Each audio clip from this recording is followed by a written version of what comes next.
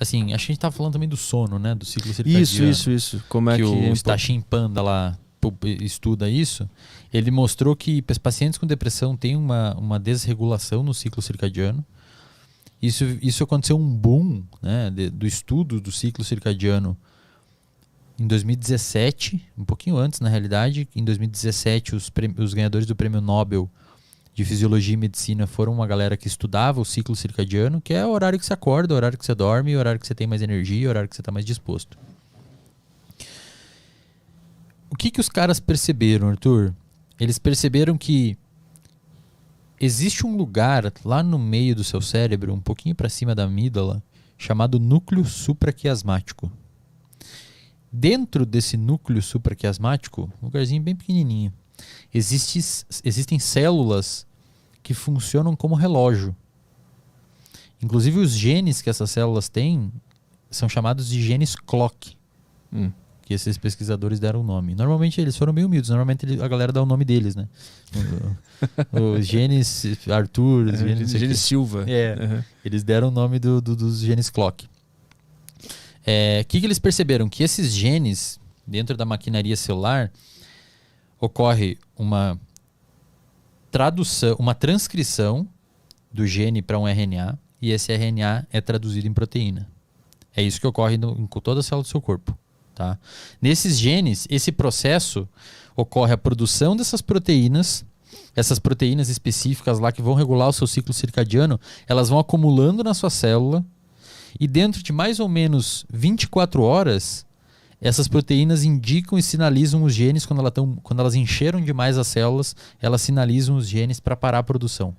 Isso ocorre dentro de 24 horas, exatamente o seu ciclo circadiano. Então, é como se fosse um relógio, cara. Literalmente, um relógio que funciona num ciclo de 24 horas. Aí você me pergunta, então significa que pessoas com depressão têm esse relógio desajustado. Então na vida real é 13h45 e essas pessoas com depressão, o relógio dela já está de noite, induzindo ela a ter sono, induzindo ela a ter cansaço, induzindo ela a ter fadiga. Né? E é exatamente isso que acontece. E o que regula esse relógio? O que faz esse relógio? Quem que é a pessoa que vai lá e gira o pininho para o relógio voltar às 13h45, que é o horário atual? A luz solar. A luz solar tem a capacidade de entrar no seu olho e aqui na sua retina a luz entra ali, um pouco mais para dentro tem uns neurônios que ficam captando a luz e eles mandam uma mensagem lá para o núcleo supraquiasmático no seu cérebro, para esses relógios, e falam, agora é tal hora. Tanto é que quando você viaja, você tem jet lag para um país que tem um horário diferente do seu daqui.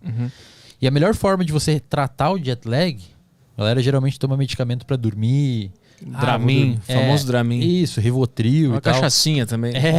Melhor forma de você tratar jet lag é luz solar. Se expor à luz solar, porque você vai estar informando o seu relógio que está zoado o horário que é.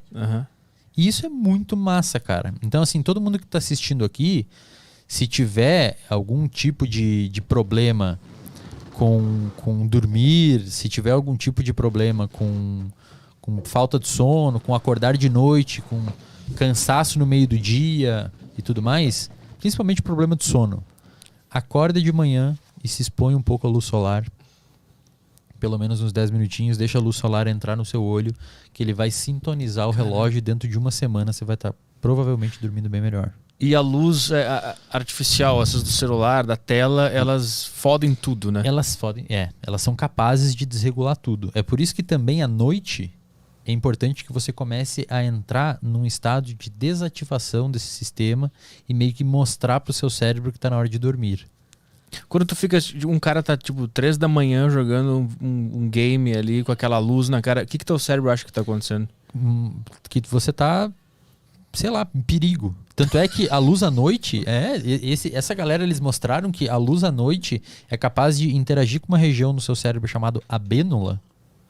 Repete comigo aí. Abênula. Abênula? Isso. Eu gostei. Eu queria que mais convidados fizessem isso. Abênula. A luz entra, ela interage com a abênula e a abênula manda uma mensagem para neurônios dopaminérgicos e manda esses neurônios dopaminérgicos pararem de produzir dopamina. que é uma substância que tem relação com motivação. Não é prazer. A gente pode falar sobre isso depois, é motivação. E, cara, isso causa um efeito depressivo em você.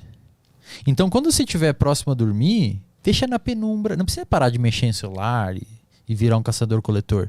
Mas, assim, tenta deixar... Não deixa muita luz no seu olho, no ambiente. Deixa uma luz mais... uma luminária acesa lá no canto. Tem uns filtros para celular, né? Que fica com a Tem uns filtros com a pro luz celular mais vermelha, né? que pode ajudar.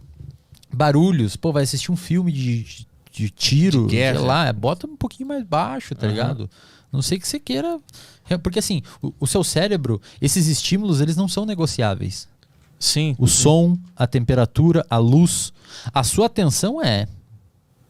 Esses estímulos não. Então se eu falar pra você, Arthur, presta atenção no seu pé tocando o chão. Ou presta atenção agora na sua camiseta, no seu corpo. Para de fazer isso. O cara Você tá presta me manipulando atenção. aqui. Você presta Sim. atenção. Agora eu falo pra você, para de detectar a temperatura do ambiente. Cara, essa Maravilhoso. temperatura do ambiente, quem tá detectando é aquela primeira camada do seu cérebro. Aqui, isso é o que a neurociência chama de inconsciente. É diferente do que a psicanálise chama de inconsciente. A neurociência chama de inconsciente isso. Você não tá mandando seu coração bater agora. Mas quando tu fala, eu percebo que ele tá batendo, né? E quando tu falou pra eu parar de notar a temperatura, eu notei mais ainda como é que eu tô me sentindo. Exatamente. Então, assim, a sua atenção, você consegue direcionar ela para os lugares. A luz, o som, isso o seu cérebro está interpretando, embora na maioria das vezes você não saiba. E isso porque você tem um grande filtro no seu cérebro chamado tálamo. Repete comigo aí. Tálamo. Tálamo. Isso parece o nome de imperador Tálamo, de Roma. exatamente. Isso mesmo. Tálamo. Pô, o cara é o tálamo. Imperador Tálamo. Então, o que acontece com o tálamo? As informações entram no seu cérebro, luz, som, temperatura, a roupa tocando o seu corpo, e todas elas convergem para o tálamo.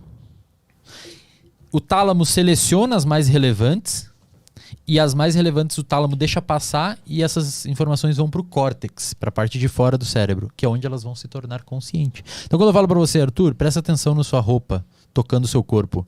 Você basicamente, o seu córtex pré-frontal está informando o seu tálamo para deixar passar a informação da sua roupa tocando o seu corpo. Antes ele estava bloqueando isso. Faz de novo o percurso? Ó, eu falo assim, todas as informações sensoriais, luz, som, tato, tá indo pro seu tálamo. Tá. Algumas coisas o tálamo não deixa passar. Por quê? O tálamo é um grande filtro. O tálamo tá fazendo o quê? Eu vou deixar passar as informações pro córtex, que é a camada de fora do seu cérebro, só aquelas informações relevantes pro momento. Entendi. Então, no momento que tá numa entrevista, o tálamo recebe informações do seu córtex pré-frontal e ele falando assim, ó, agora eu quero que ele preste atenção no convidado e no que ele tá falando. Então, deixa passar a voz, deixa passar a luz, o foco ali, e deixa ele entender. Ignora todo o resto. Ignora a roupa, ignora o pé, ignora o barulho lá fora, ignora o carro que passou na rua. Ele precisa se focar no convidado. Quando eu falo para você, Arthur, presta atenção na sua roupa agora. O seu córtex pré-frontal entendeu essa solicitação, enviou uma mensagem para o tálamo, e o tálamo começou a deixar passar os sinais sensoriais da roupa tocando seu corpo para a área sensorial do seu córtex. Porque o córtex permitiu. Solicitou também, exatamente, de alguma forma, né? Porque a tua informação fez o meu córtex solicitar que o meu tálamo deixe passar essa informação. Exatamente. Caralho, é muito louco isso. É muito louco, cara. E, por exemplo, se você pegar pacientes que têm transtorno de déficit de atenção, é muito comum a galera achar que eles não têm atenção. Eles têm, na verdade, demais. É que esse é o problema. Eles têm muita atenção. O tálamo dele deixa passar muita coisa. Então o cara tá prestando atenção aqui, estudando, e passa um carro na rua, abre o portão lá, ele escuta. Uma pessoa que não tem TDAH deixa aquilo dali, o tálamo não traz aquilo para consciência. Você não direciona a sua atenção para lá. A pessoa com TDAH escuta, presta atenção em tudo. Então bateu a porta lá embaixo, a pessoa já prestou atenção. Então ela não consegue estudar. E aí você tem que ter um auxílio psicoterapêutico e medicamentoso para regular isso. Mas aí é outra história. Ponto importante. Luz de noite tem esse efeito depressivo. E aí eu gostaria de deixar aqui registrado, e sugiro fortemente que você chame um cara chamado Andrei Maier, que é um amigo meu, professor de neurociências na Universidade Federal de Santa Catarina, tem feito um grande trabalho de divulgação científica. E ele é um cara que estuda muito sono, ciclo circadiano e como você ter conhecimentos em neurociência, aplicar na sua vida para melhorar a sua performance. Depois eu deixo o contato dele para vocês aí, chama com certeza. que vai ser bem legal.